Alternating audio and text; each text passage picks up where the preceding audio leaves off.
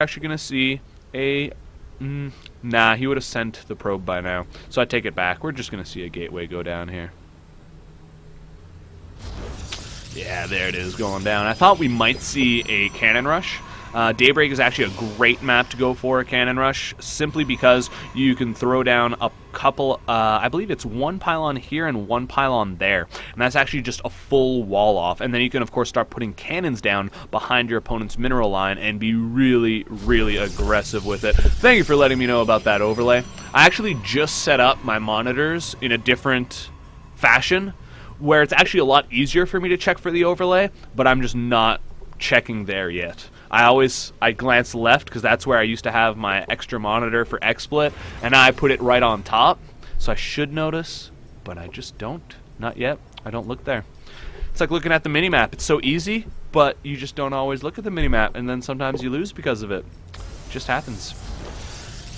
So there we do see the cybernetics core going down for Arthur. Same thing over here for cShew. And I'm trying to keep a more vigilant eye on that minimap and production tab so that we can see all the cancels and changes in builds here for these players. Both players are taking assimilators this time around. Arthur not getting that assimilator steal on his opponent.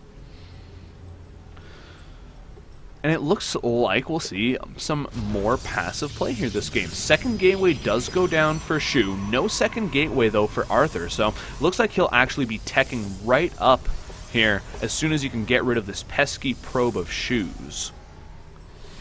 So we do see a Stalker there on the way immediately. A little bit of Chrono Boost going down on the Cybernetics core. He has a lot of energy saved up on that Nexus, but it's not necessarily uncommon to see that. Even if you're not planning on being aggressive, it's actually more a safety measure, or rather can be used just as much as a safety measure as it can as an indicator that you are planning on being aggressive. If you can just make sure to get a decently timed warp gate out, then you can oftentimes just warp in enough sentries to keep your opponent out of your base. Now there's the Twilight Council going down again here for Arthur, and we did see him go for Blink last game. He's also got a nicely hidden probe over here on cShew's side of the map.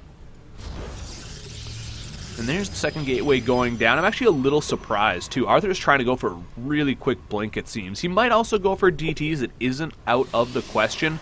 I feel like he might have started adding more gateways already. He would have added 2 gateways instead of just the one there if he was planning on going for some blink stalkers, but we'll have to keep an eye on that for now. Could very well be DTs.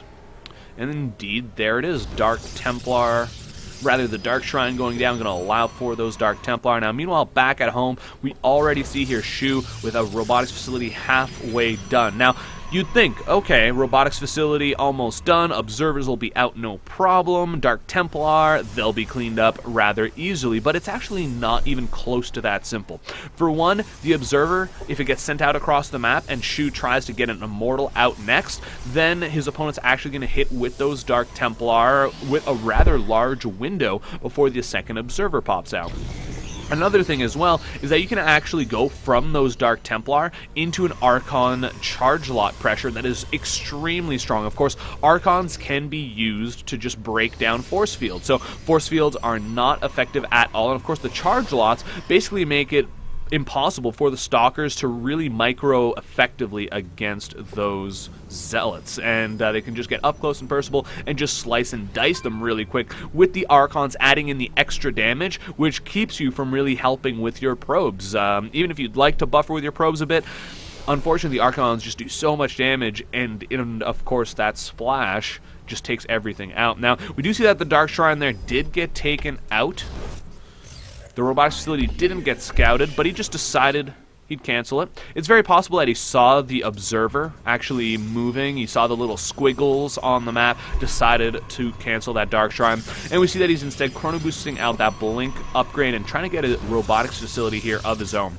Now, as I was elaborating about those Dark Templar situations, we do see a gravitic drive here on the way for cShew from that robotics bay, which means that he's actually going to be going for some immortal drops. And immortal drops in Protoss vs. Protoss can be really effective. Each immortal does 20 damage per hit, and wouldn't you know, probes have 40 HP, so they can really quickly one-shot probes. Think of 2 Banshees, how they just quickly take out harvesters, one-shotting them between the pair of them. It's kind of the same thing, and with that gravitic drive, your War Prism can really fly around quickly. And look at this, we see the Nexus going down here for cShew, and that's really going to allow him here or rather the Gravitic Drive and those Immortals are going to allow him to take that expansion without really being too worried about a counterattack here from his opponent. Now, one thing that he didn't notice, though, is that pylon here at the back, and that could get a little bit scary here, just in terms of a couple Zealot Warpins killing a bunch of probes before he can do too much with it. But hold that thought, because we do have this Warp Prism now moving out across the map, and this is going to be the action-filled center of the game. And there they go, the Immortals getting dropped down quickly, and of course, Immortals are pretty effective against Stalkers as well, but the Stalkers do blink and almost catch that Warp Prism out of position, and right now, Shu really worried, because of course, if the Stalkers do focus fire down that Warp Prism, whether the Immortals, kill off a couple units or not, they're stuck there, they can't escape, and that's a really expensive drop in total to lose, so he's just letting those resources regrow, or rather, the shields regenerate there a little bit. He will get a nice Stalker kill there at the Xel'Naga Watchtower, and he's just doing what damage he can, while back home, he's going into that Colossus tech, he's chrono boosting out those probes, trying to get his economy back on track, and uh-oh! Those Stalkers there could have blinked under that Warp Prism, could have been really scary, and there's the blink, and you see how quickly those Stalkers can really take down that Warp Prism. There's the Robotics Bay getting scouted by Shu. Let's take a look at the income tab here. We see it's 30 Harvesters for Shu to 41 for Arthur. So sadly, it seems here that Shu has not been able to actually do enough damage with this Warp Prism drop play. Great job by Arthur here, and with that quick blink, really able to just get all over his opponent's Warp Prism. And there we do see the blink once again, making sure that that Warp Prism, it can barely even escape being back there. The Stalkers, they're going to blink again, and the Warp Prism getting so low, but luckily that Gravitic Drive does get it out of there in just the nick of time. Meanwhile, across the map, we do see that that pylon did get spotted. Doesn't look like any Zealots were warped in, no probes were killed or anything like that. Now, the one thing that Shu does have a slight advantage on is going to be the Colossus count. He's already got one out, and his second one here pops out just before. It should be there any second. Yeah, there's the Colossus for Arthur. It's about 3/4 the way done, something like that.